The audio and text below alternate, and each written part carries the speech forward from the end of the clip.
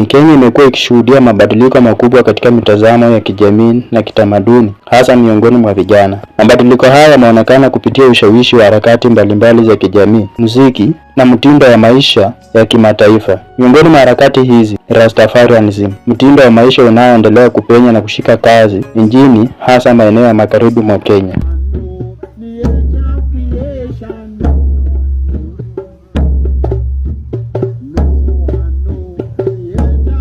Awali, mitindo hizi zilionekana kuwa ni za kihuni, sizo za kimsingi na kimaadili. Wanajamii kutoka maeneo mbalimbali walichukulia kama ni dalili ya upotovu wa vijana kuiga tamaduni za nje bila mpangilio. Hata hivyo, hali hiyo imebadilika kwa sasa. Mtindo huu unapokelewa vyema sehemu kubwa ya jamii, ikizingatiwa kuwa ni namna ya kujieleza na kutafuta uhuru wa kiakili na kijamii. Mtindo huu ulianza kujitokeza kwa nguvu katika mkoa wa Magharibi, hasa kupitia Bunyore,